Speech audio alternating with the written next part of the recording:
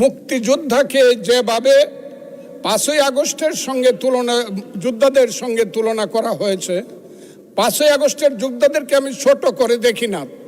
তাদের যারা শহীদ হয়েছে আমি তাদের প্রতি শ্রদ্ধা নিবেদন করি এবং তাদের আত্মার মাগফিরাত কামনা করি। শহীদ আমি ছিলাম 5ই আগস্টে, তার আগে 10 বছর যাবত, যেদিন থেকে আমি বলা শুরু করেছিলাম আওয়ামী লীগ একটি অভিশপ্ত রাজনৈতিক দল, সেই দিন থেকে 10টি বছর নিরন্তর আমি যুদ্ধ করেছি।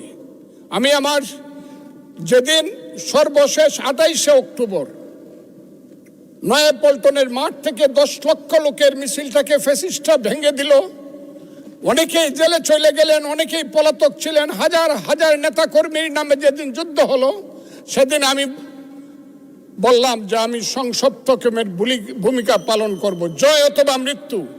আমি হাসিনা সরকারের বিরুদ্ধে সবকিছু করব।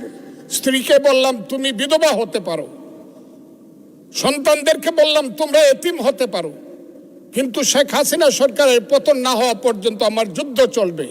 এবং আমি বোধহয় একমাত্র ব্যক্তি যে 4 আগস্ট দুপুর 1টার সময় বলেছিলাম যে আগামী 24 ঘন্টার মধ্যে শেখ হাসিনা চলে যাবে, কারণ তার সরকার উত্তর সিরানা হয়ে গেছে, এবং 23 ঘন্টার মধ্যে শেখ হাসিনার সরকার চলে গিয়েছিল। আমি সেই আন্দোলনে ছিলাম।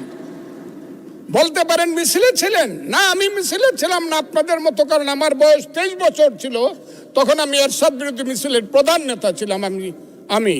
কিন্তু এখন আমার বয়স 78 বছর, আমার ছেলে ব্যারিস্টার 5 বছর আগে, আমার ছেলে ইঞ্জিনিয়ার 10 বছর আগে, তারা 5 দিন পর্যন্ত বাসায় আসেনি, তারা মিছিলে গিয়েছিল, তারা কেউ বাসায় আসেনি। কাছে আগস্ট মাসকে আমিও খুব ছোট করে দেখি না, তবে কোনো কারণে আগস্ট কোনো বিপ্লব নয়, আগস্ট হলো গণ অভ্যুত্থান। সেই গণ অভ্যুত্থানকে যারা মুক্তিযুদ্ধ এবং মুক্তিযোদ্ধার সঙ্গে তুলনা করতে চায়, জুলাই যুদ্ধ এবং মুক্তিযুদ্ধ, তাদেরকে আমি বলবো, সবাইকে আমি বলবো, এই কথাটা বলাই অন্যায়। কারণ মুক্তিযুদ্ধ প্রশান্ত মহাসাগরের সঙ্গে ডুবার তুলনা করা যেমন, হিমালয় পর্বতের সঙ্গে টিলার তুলনা করে যেমন, মুক্তিযুদ্ধের সঙ্গে 5ই আগস্টের তুলনা করা ঠিক তেমনি।